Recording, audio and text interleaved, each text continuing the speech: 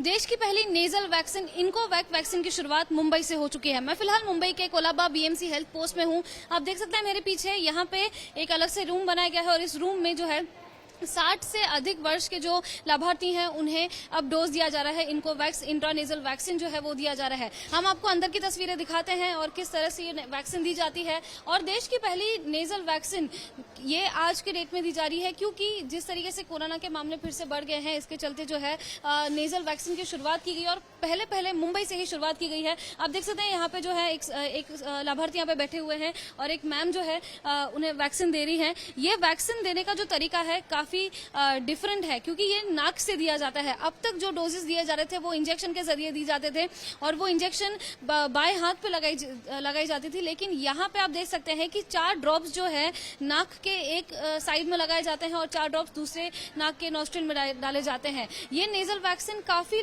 फायदेमंद है, क्योंकि जिस तरीके से कोरोना के मामले बढ़ रहे हैं और नाक के जरिए ही इन्फेक्शन जाता है, थ्रोट के जरिए इन्फेक्शन जाता है, इसलिए नेजल वैक्सीन जो है इसलिए जरूरी है। और जिस तरीके से मुंबई में और महाराष्ट्र में और पूरे देश में मामले बढ़ रहे हैं, इसी के कारण से नेजल वैक्सीन की शुरुआत की गई है। मेरे साथ डॉक्टर प्रीति हैं।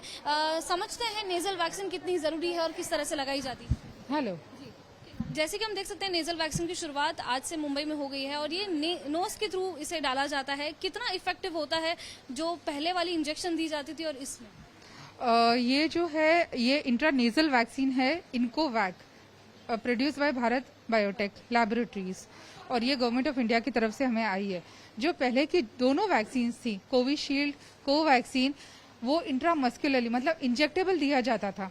तो इंजेक्टेबल देने के बाद ना काफी लोगों के उनके साइड इफेक्ट्स देखे जाते थे, जैसे लोकल साइड पे पेन होना, किसी को फीवर आना, किसी को रैश आना, दुखना, वो सारे थे। तो उनके लिए फिर वो उस तरह से टैबलेट्स, एंटीपायरेटिक, एनाल्जेसिक टैबलेट्स लेते थे। लेकिन यहाँ पर कैसा है, ये इंजेक्टेबल नहीं है, हमको मोड ऑफ एडमिनिस्ट्रेशन इंट्रानेजल दिया हुआ है, इंट्रानेजल है। तो उनको डायरेक्ट नाक से देते हैं। नाक में वन नॉस्ट्रिल में 4 ड्रॉप्स डालते हैं, दूसरे नॉस्ट्रिल में 4 ड्रॉप्स डालते हैं। इस तरह से 8 ड्रॉप्स का वैक्सीन पर बेनिफिशियरी को हम देते हैं। लेकिन आपने बताया कि जो इंट्रामस्कुलर था उसमें साइड इफेक्ट होते थे, कभी कभी सर्दी बुखार होता था, लेकिन इसमें क्या होता है? क्या इसमें भी वैसे ही हो सकता है? ये लोकल साइड पे एक्शन है इसका, वो सिस्टमिक था, ये लोकल साइड पे एक्शन है।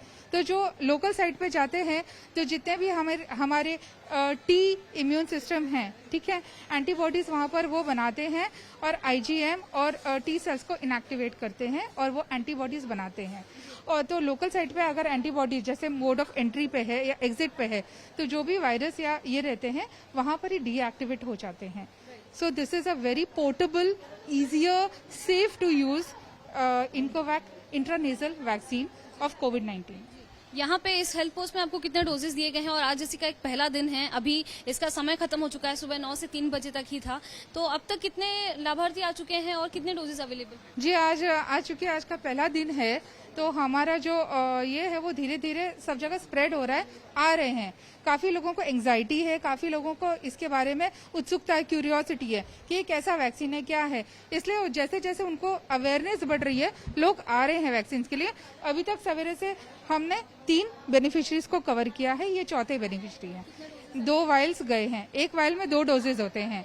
हाँ, यहाँ पे जो सर हैं जिन्होंने अभी वैक्सीन लिया, हम उनसे बात करते हैं। सर, जैसे कि आपने अभी वैक्सीन लिया है, नेजल वैक्सीन लिया है, कैसा लग रहा है? नाक के जरिए आपको वैक्सीन दी गई।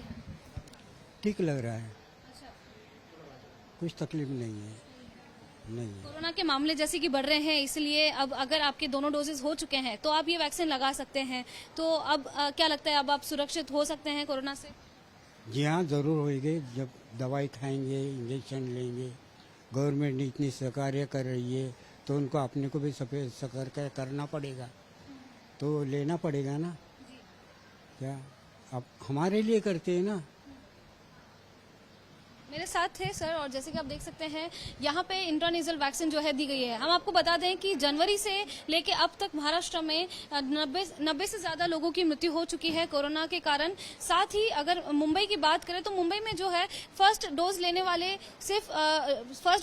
100% लोग हैं, सेकेंड डोज लेने वाले 98% तक लोग हैं, लेकिन बूस्टर डोज लेने वाले जो लोग हैं सिर्फ 15% हैं। यानी कि मुंबई शहर में जितने भी ज्यादा लोग हैं 100% में से केवल 15% लोगों ने बूस्टर डोज लिया है, और इसी की वजह से ये जो आंकड़ा है बहुत कम है। और इसी के कारण से मुंबई में फिलहाल 60 से अधिक वर्ष के जो लाभार्थी हैं उन्हें जो है ये दिया जा रहा है वैक्सीन, क्योंकि उनकी जो हेल्थ है वो ज्यादा रिस्क में है।